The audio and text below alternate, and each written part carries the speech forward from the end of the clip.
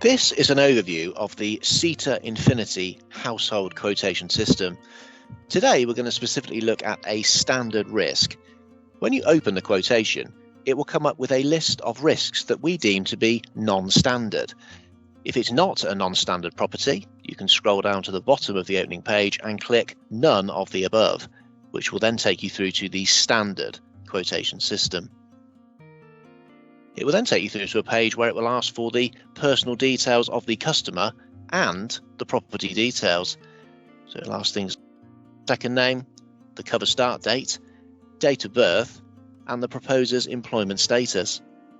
Against any of the questions that are here, there are question marks, and it will give you more detailed information about what is required against that particular question. If you wanted to add a joint proposer, you can do at this point. If you click no, it won't ask for any further information. If you click yes, it will ask for the relevant information of the second proposer. It will then scroll down asking for the property address. It will ask for the postcode, which will then open up a box for you to fill in the rest of the address. And then the property type. Is it a house, bungalow, or a flat? And then if it's detached, semi-detached, terraced, or other, the year the property was built, number of bedrooms, and how the property is being used. Permanent home, residential let, unoccupied, UK holiday home, a UK holiday let, bed and breakfast, or a rented home. And again, under the question mark there, it will give you a more detailed description about what each section actually means.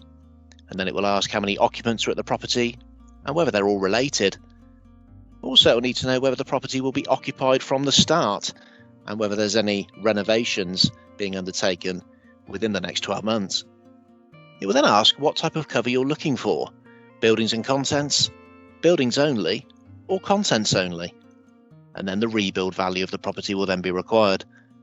Depending on what level of cover you're looking for will then depend on what questions need to be answered. As we've gone for buildings and contents, it's going to ask for the contents as well as the buildings, and whether any valuables are needed at the home, and whether any personal belongings need to be covered whilst away from the property. It will then ask for security to make sure there's all minimum security on doors, windows, and whether there is an alarm installed at the property.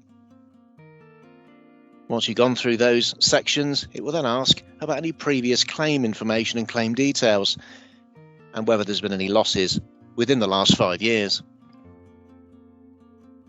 Once you've filled out the application, you can then click Next. Once you click Next, it will then take you through to some assumption questions that need to be asked to the customer. It will ask things such as, is the property in a good state of repair? Or is the property got any flat roof element to it? Or if there's a thatched roof, in fact. Also, whether there's any trees over 7 meters from the property, and so on. If the customer can agree to all of those statements, you can click Agree to All at the bottom.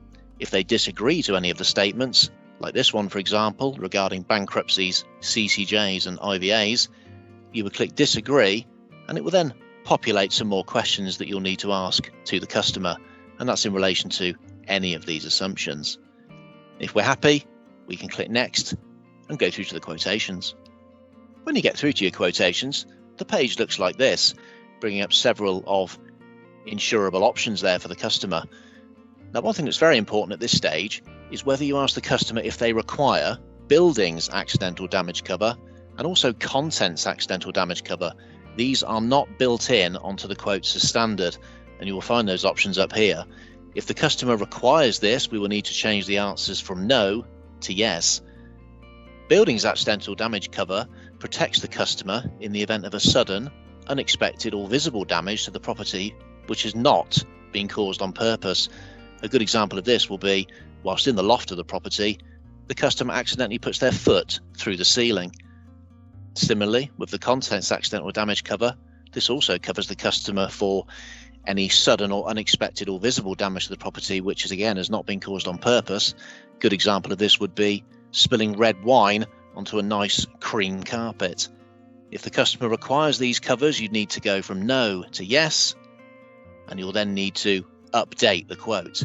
When you update the quote, it will generate a new price for the customer, and the customer can make a decision on whether he feels like that cover is required. And if the customer doesn't want it, you would just change it back from yes to no. Another good thing on this page, you can make a comparison between two quotes. So for example, if the customer wanted to see a comparison between this Covéa insurance quote, you can click on the badge of Covéa and you can do a comparison with another quote. For example, RSA. If we click on RSA, we can then click on Compare Insurers, which is at the top of the page, and it will then take you forward to a tab which will then give you the comparison against every element of cover that the two policies will have in place. Very useful tool there when trying to sell the policy to the customer. Once the customer is happy to proceed, you can then click on the Proceed option button there. So if we click on Proceed, it will take us forward to the next part of the application. The next section of the application takes you through to the quote illustration.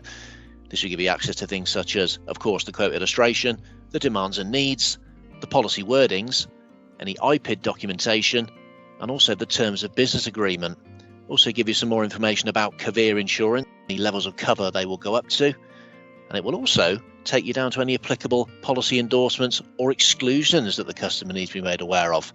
For example, on this particular Covéa insurance policy, £500 escape of water excess. You will be responsible for the first £500 in respect of any claims resulting from escape of water. It will also take you to the proposer details and the cover details, just checking these again to make sure that everything is correct. If there is something that needs amending, there is a shortcut tab here where you can change the details to update. So there's the cover details there of the property that's inputted to make sure all of those are correct. So it's an opportunity to check those with the customer, and also reconfirming the general assumptions just to make sure that what has been agreed is correct. And again, if not, you can change those details in that short tab just there. If we're happy with that, we can go forward to the next element of the quotation. And this will take us through to a bit more information we need to gain from the customer. First question, is the property owned on a mortgage? And if so, who the mortgage lender is? Also reconfirming the contact details for the customer and any alternative contact numbers that we can collect. And also if there's a different address that needs to be noted on the policy, and also a notes box at the bottom if there's any additional information that needs to be collected. And once you click next, it will take you through to the final page of the application where we're going to be collecting the payment from the customer. But before you do that, just down the bottom, it will ask if there's any additional covers that are needed. So we've got a couple of add-on options. First of all, we've got household lawyer for an additional £15.99. This could give the customer up to £50,000 worth of legal protection. And also for an additional £36.99, there is a home emergency option. So this will give emergency breakdown and call out cover for plumbing, electricity, security and heating.